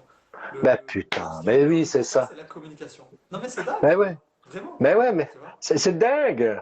C'est dingue. Coucou Léo, j'espère que tu vas bien. Ça fait un petit moment que je n'ai pas discuté avec toi. Je crois qu'on se capte ce soir, Léo. Excuse-moi, Christophe. Non, je t'en prie, je t'en C'est mon prie. ami à moi, Léo. Salut Léo, merci de nous regarder. Donc voilà. Ok. Empathie est une compétence. Oui, je suis totalement d'accord avec toi. Je pense que ça, c'est quelque chose qui n'est pas inné, qui se travaille. Ouais, ça se travaille, bien sûr, ça se travaille. Et puis encore plus, tu vois, ça doit se travailler dans un couple parce que si tu vis en couple, tu passes du temps avec l'autre. Donc, ouais, c'est bien de travailler sur l'empathie si tu veux que ton couple perdure. Si Ouais. c'est l'objectif, hein. Ouais. Si juste un coup d'un soir, tu t'en fous de l'empathie, quoi. Oui, c'est ça. C'est ça. Et pour la petite anecdote, alors Léo, il faut savoir que je pense que ça a été une personne qui m'a beaucoup aidé pour progresser en communication, puisque moi j'étais vraiment pas bon en communication dans un environnement où il y a plein de monde, tu vois. Mhm. Et par contre, j'arrivais bien à discuter en face à face, mais c'est une personne qui m'a beaucoup aidé pour progresser dans des environnements. Donc merci Léo, je te le dis là en direct live, vraiment du fond du cœur, tu m'as beaucoup aidé parce que je l'ai vu à l'île de la Réunion. Enfin, j'ai travaillé avec lui. Bah, bon, il saura ce que. Voilà, il m'a beaucoup aidé et je tenais à le dire ce soir. Voilà. Bon, après, je sais pas que. Là, il est 19h20. Attends, il y a Léo qui nous demande c'est quoi le thème du direct? C'est quoi le thème du direct? C'était quoi déjà? Le thème du direct, c'est comment trouver une stabilité et une indépendance au sein du couple en fait. Voilà ce que c'est le thème d'aujourd'hui. Donc si tu as des questions, Léo, je sais que toi, tu es. Des questions pas idiotes, hein, s'il te plaît, hein, Léo. Hein. Parce que je le connais lui aussi. Hein. C'est un sacré. C'est un chenapan, ce monsieur. Donc, si tu as des questions, n'hésite pas. Ce sera un plaisir de répondre. Mais ouais, Mais écoute, qu'est-ce que je voulais te dire d'autre? Je pense que. Bah, déjà, j'ai. Attends, je vois bien de quoi tu parles, mon petit Vincent. Bah, ouais, franchement, ouais. C'est vrai que. Bah, même toi, c'est vrai que Christophe, parce qu'on a fait le dîner ensemble, je sais pas si tu t'en souviens les premières fois on s'est vu, mais dans des environnements de groupe, c'était la panique à bord. Hein. Moi, j'étais pas bien du tout. Hein. J'avais peur, c'était vraiment un chamboulement de dingue pour moi. Et c'est pour ça aussi que je m'aperçois que ça a été une compétence que j'ai développée depuis maintenant 3 4 ans, qui me permet vraiment aujourd'hui de considérer que ouais, finalement, maintenant je peux avancer dans mon couple, je peux avoir de projets sur le long terme, etc. Donc, parce que tu viens de me confirmer tout ce que tu as dit, donc, enfin, par rapport à tout ce que tu as dit, je suis confirmé vis-à-vis de ça. Donc, merci beaucoup pour tout ça. Tu m'as beaucoup apporté, Christophe. Voilà. bah, merci Vincent si j'ai pu aider. Ouais, et puis quelqu'un, j'espère aussi que ça pourra aider d'autres personnes. Pas forcément Ouais, besoin de... si ça peut effectivement inspirer des gens. Attends, il y a forcément besoin de temps à deux, mais aussi de temps. Oui, ben c'est ce qu'on disait tout à l'heure, Léo. Effectivement, on a abordé cet aspect-là, à savoir que moi, je vois, enfin, pour reprendre mon expérience personnelle, parce que pour la petite histoire, pour rappeler pour Léo qui arrive en plein milieu de la série, C'était 18h, Léo, hein, normalement. C'était pas 19h22. Non, non, c'était 18h. donc je suis avec mon épouse, ça fait 39 ans qu'on se connaît, 27 ans que nous sommes mariés ensemble, et effectivement, l'idée, c'est pas forcément, enfin, c'est trouver le juste équilibre entre avoir des moments pour soi, donc voilà, et puis des moments où on est tous les deux. Voilà, donc pas être collé H24 parce que ça marche pas. Et puis de la même manière, si on est tout le temps chacun de son côté à faire ses trucs de son côté, ça marche pas non plus. Donc c'est juste trouver l'équilibre en fait. Vraiment, c'est ça qui est intéressant, je trouve, dans la vie. On est dans un monde entre guillemets binaire, hein, dans le sens où il y a le jour, la nuit, vivre en couple ou enfin faire des choses ensemble ou pas. Et quand on est dans ce truc de dualité, c'est juste de trouver l'équilibre entre les deux. Quoi. Il n'y a pas un qui est meilleur qu'un autre, mais c'est juste de trouver l'équilibre entre les deux. Ouais. Et une fois qu'on a trouvé cet équilibre-là, c'est là où on peut avancer et s'épanouir en fait dans la vie. Mm. De la même manière, tu vois, par exemple, on parlait des émotions tout à l'heure, on a évoqué par exemple la colère ou ce genre de choses. Est-ce qu'il s'agit par exemple de refouler ou de mettre derrière dans un coin d'un tiroir toutes ces émotions-là et de les refouler finalement? La colère, la nostalgie, la tristesse, enfin toutes ces émotions qu'on dit négatives, bah non, pas du tout. Au contraire, il faut les accepter, il faut les accueillir. C'est des émotions qui font partie de nous. Bien sûr, il ne s'agit pas forcément de se laisser submerger par ces émotions-là, mais tout au moins de dire, OK, je prends conscience de cette émotion-là, je l'intègre, je l'accueille, merci, c'est un message, je comprends maintenant ou plus tard ce que ça veut dire, et mais en même temps, comme on accepte très facilement la joie et toutes ces émotions positives, mais voilà, trouver le juste équilibre entre les deux, quoi. Mm. Donc, et c'est ça que je trouve intéressant. D'accord. Maintenant, c'est vrai que bon, nous, on a beaucoup travaillé sur nos émotions, donc on est peut-être à l'aise avec ça. Mais pour certaines personnes, c'est vrai que cette question de colère, si on peut, finalement, si on ne la règle pas, si on a de la colère en soi, ça peut que mener, selon moi, hein, à des situations de souffrance en couple. C'est comme ça que je peux comprendre, tu vois. Ouais, ouais, Moi, j'ai mis de la colère en moi, tu vois, hmm, pour être très honnête avec toi, j'avais beaucoup de colère en moi. Même c'est vrai que sur le papier, je vais dire quelqu'un de très gentil, je pense que je l'ai, mais j'ai vécu beaucoup de situations comme ça dans mon enfance qui étaient un peu injustes, et je sais que j'ai développé une forte colère en moi. Et des fois, bon, Léo c'est très bien, puisque c'est un très bon ami à moi, mais il sait que parfois, j'avais tendance à dégoupiller, tu vois. Donc on garde tout, et puis on dégoupille. attention, ça va péter. Ouais, non, c'est ça, c'est ça. Ouais, non, c'était vraiment ça. Et c'est pas forcément quelque chose qui est facile lorsque on a beaucoup de colère en soi, et ça demande, je pense, un travail de plusieurs mois, en fait, pour régler ça. Donc, Ouais. et avant de pouvoir vraiment prétendre à une vie de couple heureuse, épanouie, selon moi, dans ma vision du monde, je sais que certaines personnes ne vont pas être d'accord, mais c'est nécessaire de travailler ses émotions pour pas pouvoir partir, enfin pour pas partir en couille et pas faire des choses qu'on va regretter par la suite. Voilà, c'est certains ne se libèrent pas des autres émotions. Ouais, bah ouais, ouais, c'est ça. Bah ouais, donc voilà un petit peu ce que je voulais dire sur ça. Est-ce que il y a quelque chose que tu voudrais aborder, Christophe, en plus? Parce que moi, j'ai toutes mes informations. Donc j'avais pris, je te jure, j'avais tout écrit. J'avais écrit toutes les causes et du coup tu m'as donné des pistes pour justement ne pas rentrer dans les causes. Alors c'est de divorce, mais c'est la même chose lorsque tu commences dans un couple. Tu vois, c'est le même principe. C'est juste que le divorce finalement c'est la finalité de plein de petites de mois et des mois en couple et puis voilà, et ça mène à ça quoi. Donc moi j'ai tout ce qu'il me faut pour bien avancer dans la vie et, et progresser. Je t'en parlerai en privé, Léo. Mais donc voilà un petit peu. Donc merci beaucoup en tout cas Christophe. Est-ce que tu voudrais parler de quelque chose en particulier dans ce thème-ci? Il s'agit de trouver stabilité et indépendance au niveau du couple? Ou est-ce que Ouais, moi je pense que c'est...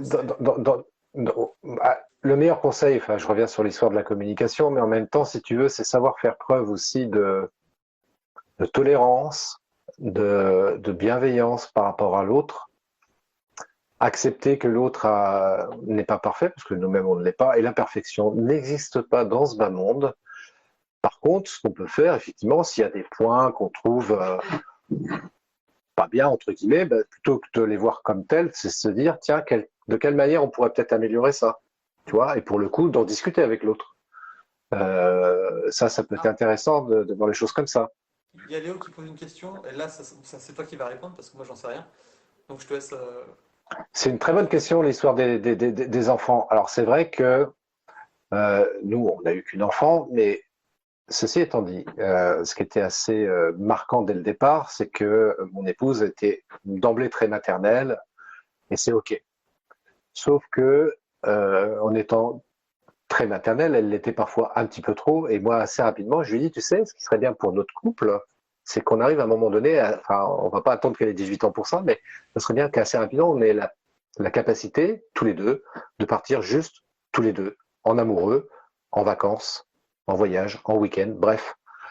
Et que notre fille, bah, c'est mamie qui va la garder pendant ce temps-là, quoi. Donc, euh,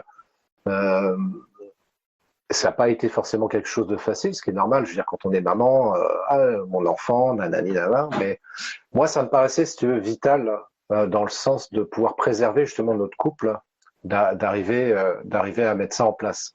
Ce qu'on a réussi à faire d'ailleurs, hein, ça n'a pas posé de problème, ce qui ne nous empêchait pas de partir en vacances avec notre fille, hein, qu'on s'entende bien. Là, encore une fois, tu vois, il s'agit de trouver le juste équilibre là-dedans, quoi. Les enfants, on est des parents, donc on est là aussi pour s'occuper d'eux. Mais en même temps, il ne s'agit pas non plus que les enfants deviennent le seul centre de préoccupation de notre couple.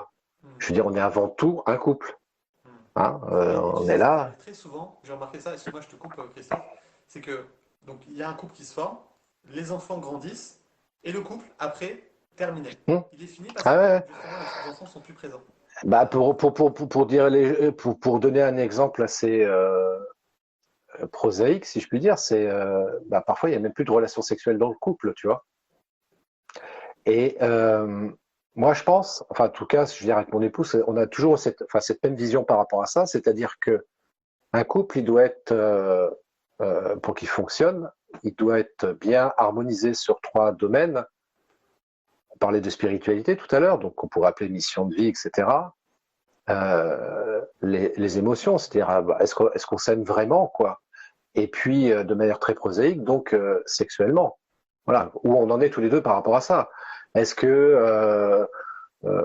qu'on a, enfin, je veux dire, parfois, moi enfin, j'ai entendu, en tout cas, vu façon de parler, mais j'ai entendu parfois des couples où tu avais l'un ou l'autre qui avait plus du tout envie d'avoir de relations sexuelles, et puis du coup, l'autre, ça le frustrait, quoi. Hmm, Il n'y avait pas eu un accord clair là-dessus.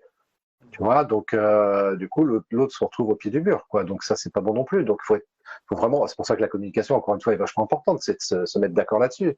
C'est-à-dire, voilà, j'exprime mon besoin par rapport à ça. Voilà, toi, tu as un besoin peut-être différent, mais comment on peut trouver justement un juste compromis là-dessus, tu vois, pour que ce soit OK pour tous les deux. ok. Et du coup, parce qu'en fait, on n'en a pas trop parlé, mais finalement, est-ce qu'à un moment donné, donc dans ta relation avec ta femme, vous vous êtes dit, ça tu peux le faire, ça tu peux pas le faire. Une espèce de contrat, enfin tu vois ce que je veux dire, une espèce de contrat de couple ou de... Parce que par exemple, tu vois, pour certaines personnes, je sais pas moi, embrasser une autre femme, ça serait une trahison, ce serait interdit. Tu vois enfin, non mais je dis ça, tu vois, comme ça. Ah ben ça, c'est interdit, ça, je reconnais, c'est Ouais, interdit, voilà. ça. Mais Et est-ce que ça, inversement, je veux dire.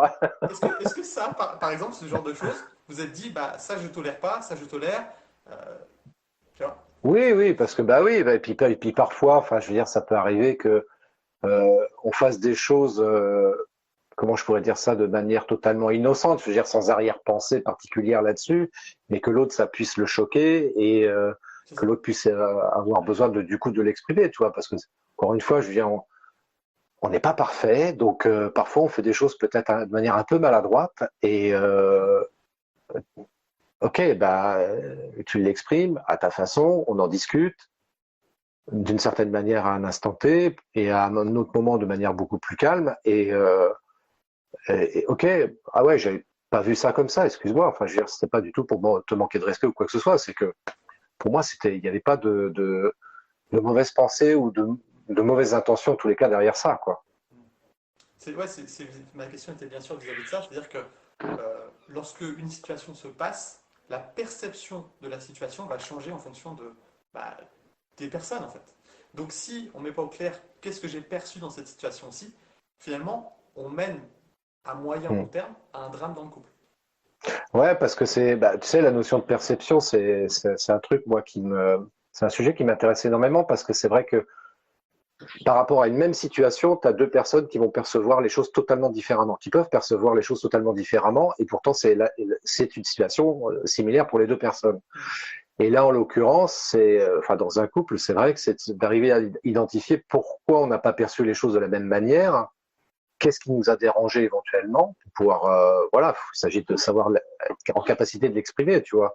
Donc ça veut dire que l'autre, forcément, est en capacité d'empathie, d'écoute, etc.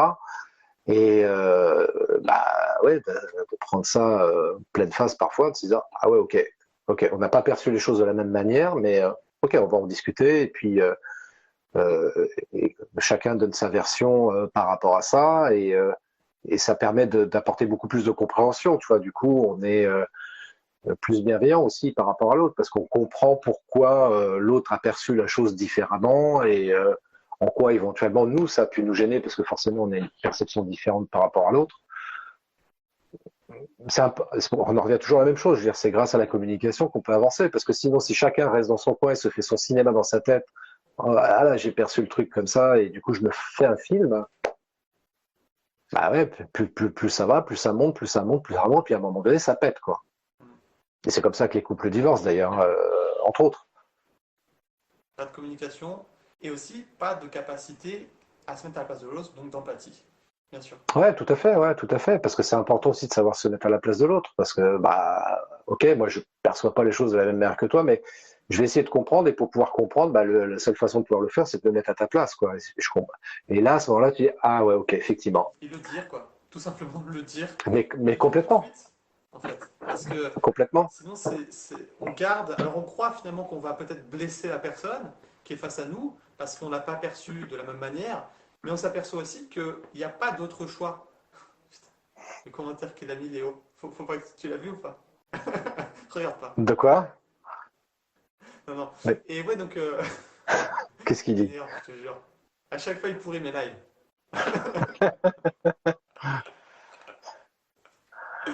Oui, donc je sais plus ce que je disais. Voilà, il m'a distrait. Euh, bon, ouais. Bon, voilà, je sais plus ce que je disais. Bon, écoute, il m'a flingué dans mon raisonnement. Mais non, mais alors là-dessus, te laisse pas déstabiliser parce que je t'ai fait la même blague sur un de tes lives et tu t'es laissé déstabiliser. Et ça, tu vois, Ouais, mais parce que. Ouais. faire des lives, c'est pour ça que c'est bien de faire des lives régulièrement parce que du coup, tu apprends à gérer ce genre de situation. Donc, soit tu rebondis là-dessus, ce qui est OK, soit tu choisis de ne pas rebondir et c'est OK aussi. Et donc, Léo qui nous dit commu-niquer, ouais, ça me va, moi, il n'y a pas de problème. Je te jure.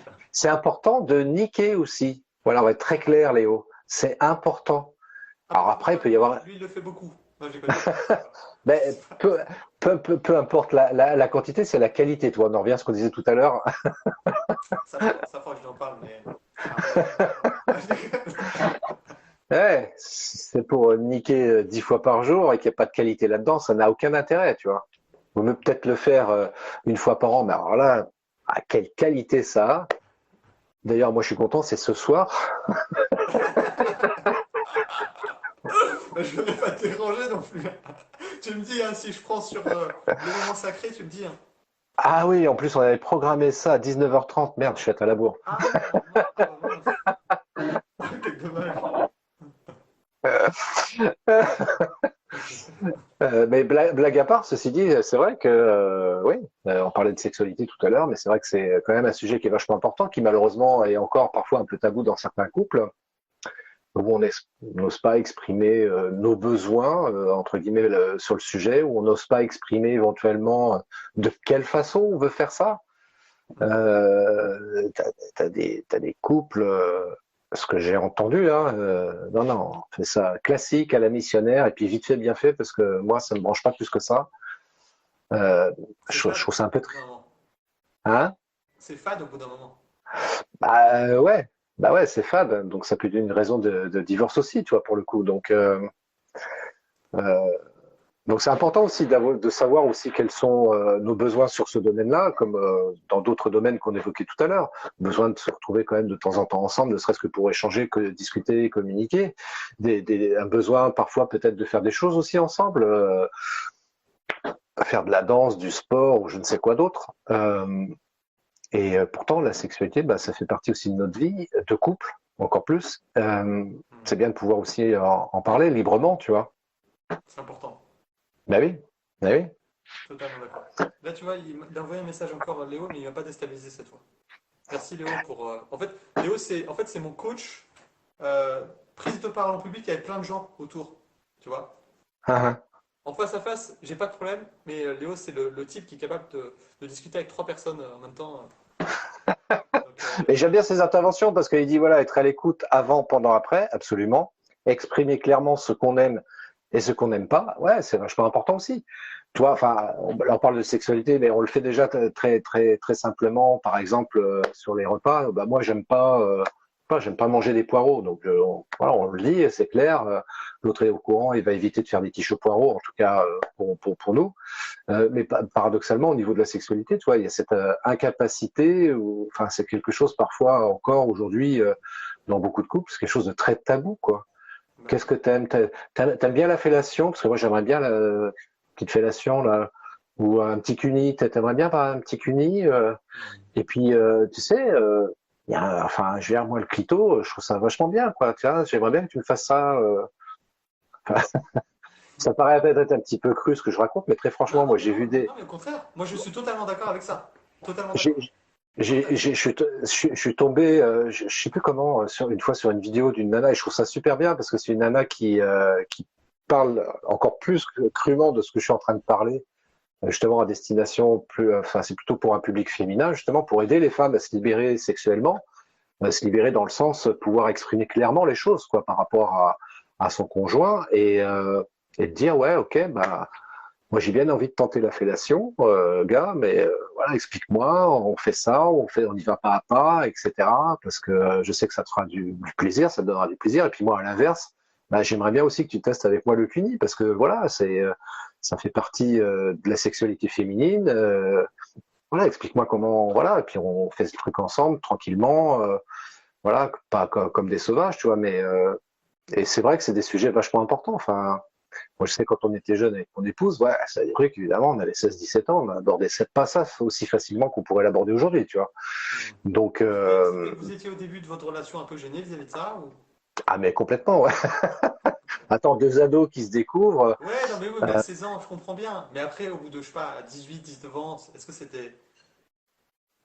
Tu C'était. sais, je sais pas si tu avais vu ce film, comment ça s'appelait, je crois que c'était 7 ans de mariage avec Didier Bourdon et Catherine Frotte. Et, euh, et je crois qu'on l'a vu à une époque où on a voulu tester de nouveaux trucs, tu vois.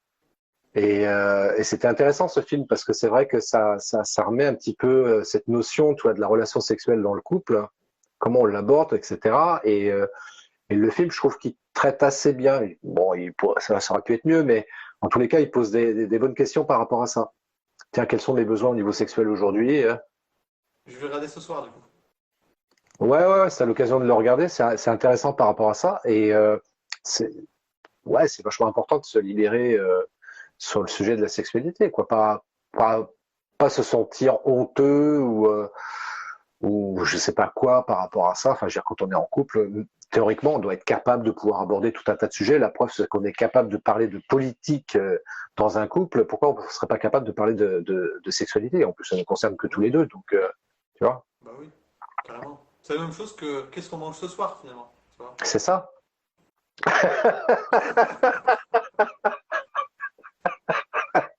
Il t'en reste un petit peu là.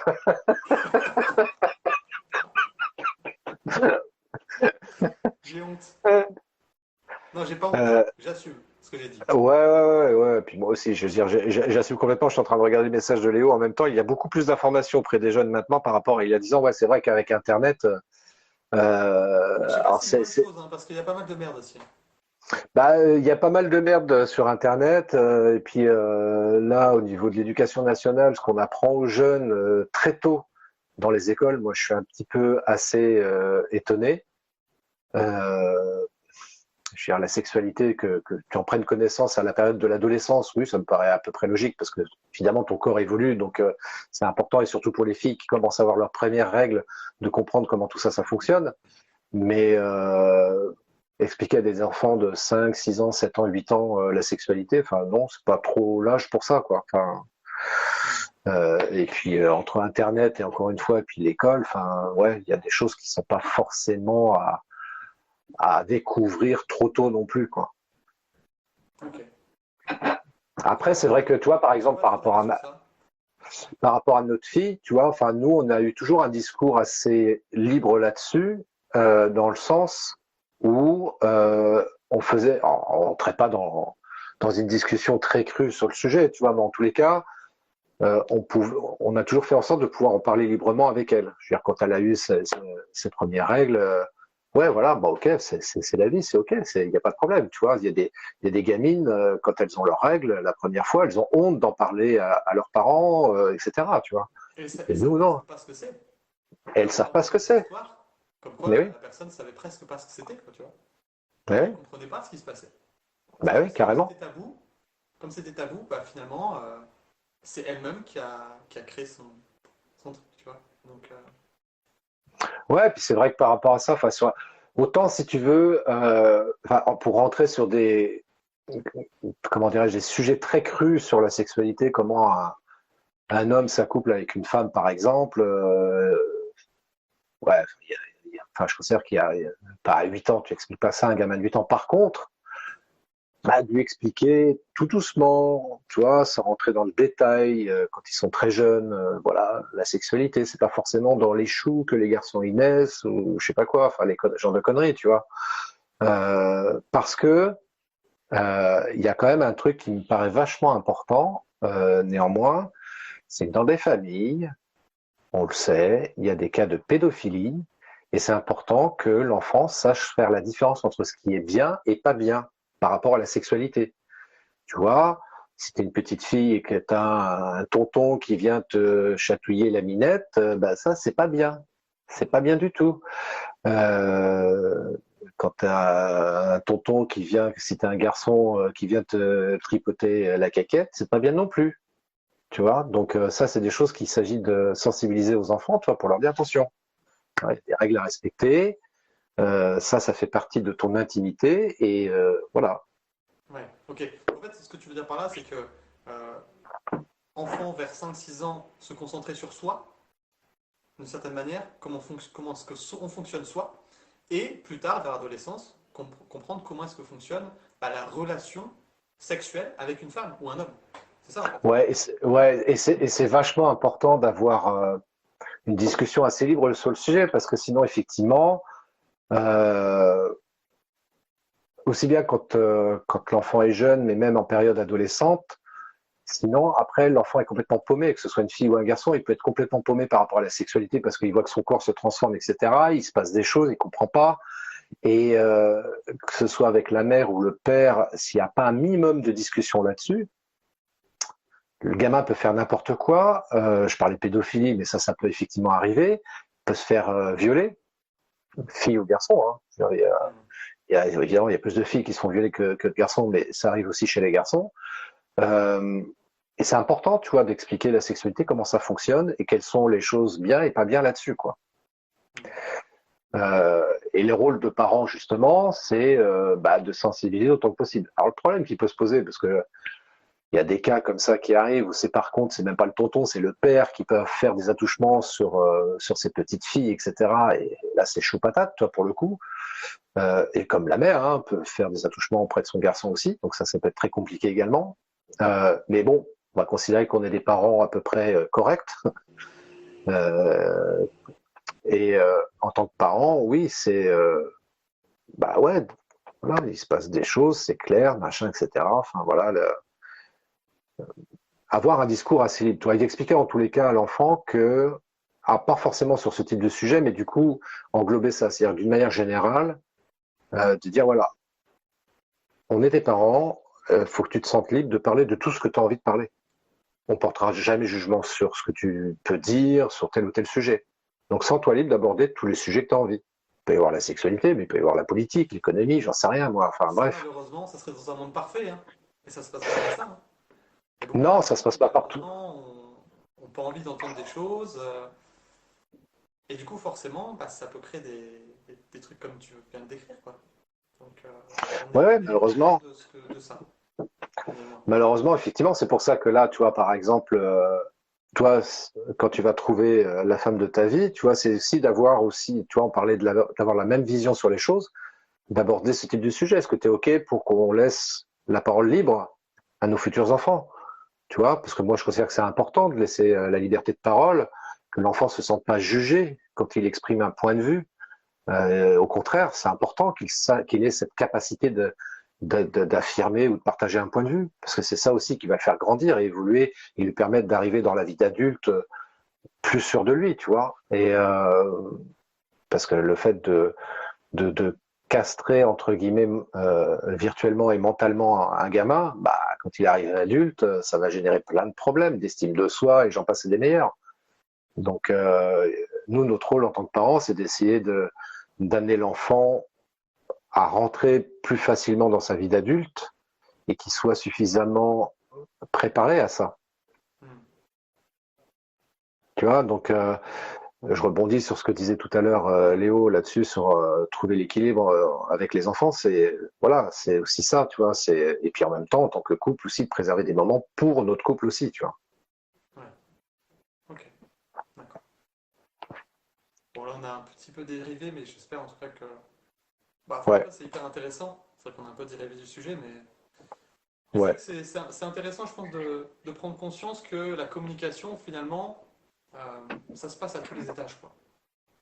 C'est-à-dire que dans le couple, en tant que parent, Mm. mais aussi bah, lorsque tu es professeur, bref, c'est partout, quoi. C'est partout, et malheureusement, cette mauvaise communication, c'est dû aussi au fait parce que la société communique mal Ah mais bien sûr, bien sur sûr. sur les choses comme Bien ça. sûr, bien sûr, il y a effectivement la pression de la société qui fait que, ouais, c'est pas forcément simple pour chacun d'entre nous et pour les enfants en particulier pour arriver à trouver sa place et à savoir comment communiquer correctement. Pour ça qu'après, bon, après tout, qu'est-ce que c'est bien aussi pour nous, hein, hein. Hmm. Vincent, on est coach, on est là aussi pour aider les gens, quoi. C'est ça, c'est ça. Maintenant, je pense que, tu vois, dans cette partie de la sexualité, alors ça, c'est mon point de vue, hein, je veux dire, Mm. c'est le point de vue, enfin, voilà. C'est aussi dû à une grande partie de la présence de la religion. Maintenant, ça s'est édulcoré un petit peu, tu vois. Mais je pense que on va avoir encore besoin de sortir de tout ça pour libérer la parole et qu'il n'y ait plus ce genre de problème au sein du couple. Et après, dans des familles, parce que c'est ça aussi, c'est ce dont on parle ce soir aussi, c'est de dire, bah ouais, ces engueulades, ces problèmes de communication, ces problèmes d'attouchement, tout ça, ça vient aussi parce qu'on ne sait pas communiquer. Et voilà, Après, c'était la après, phrase qui était importante. après, parce que là, ce que tu es en train de dire, ça me fait penser à un court-métrage que j'ai vu. Alors, ça, en plus, ça date, c'est marrant parce que c'était il y a plus de 20 ans.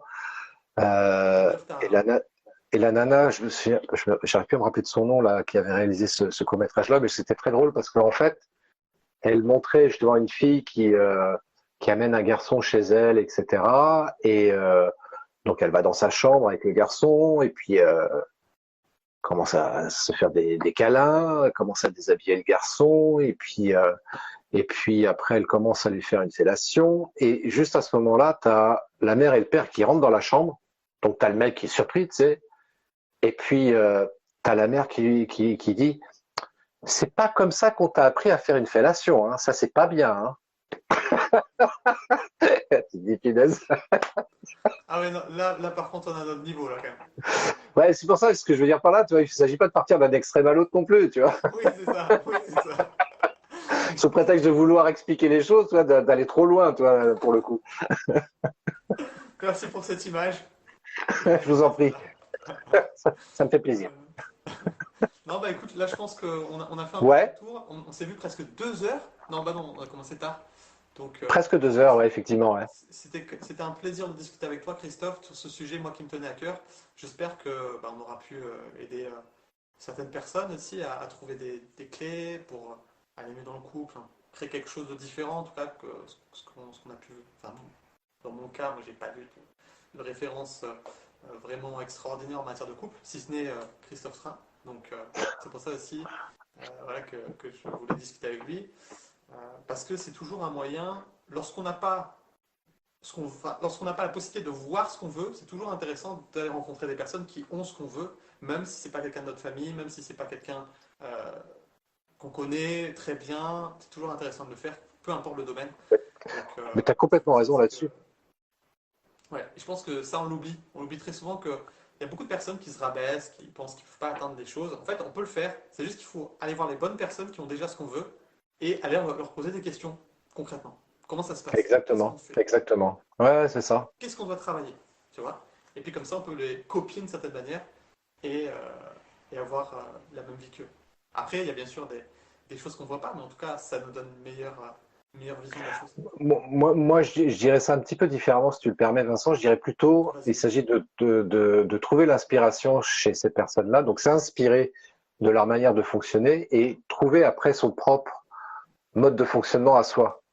Tu vois, un petit peu comme, je veux dire, un compositeur de musique, il va s'inspirer d'une musique qu'il a entendue par ailleurs, dire, ah tiens, c'est pas mal, et je vais le réadapter à moi, à ma propre sauce, dans mon style à moi. C'est ça. Donc l'idée de copier, c'est pas forcément la meilleure image, tu vois, et de reproduire la même chose que l'autre non plus. Alors ça peut être intéressant de chercher à reproduire pour trouver en fait le mode de fonctionnement de la personne, mais ensuite très vite de s'en détacher pour C'est ça. trouver son propre style. C'est ce que j'allais dire. Ce que j'allais dire. Peu importe ce que tu fais, selon moi, au début, tu copies ce qui est fait et après, tu l'adaptes à ta sauce. Voilà. Donc, je partage totalement. Ok, super. Voilà. Ok, bon, en tout cas, merci beaucoup, Christophe, d'avoir accepté mon invitation. Et j'espère que Merci à toi, Vincent, de m'avoir c'était invité avec à ce plaisir live aussi. C'était vraiment un long. plaisir de discuter avec toi.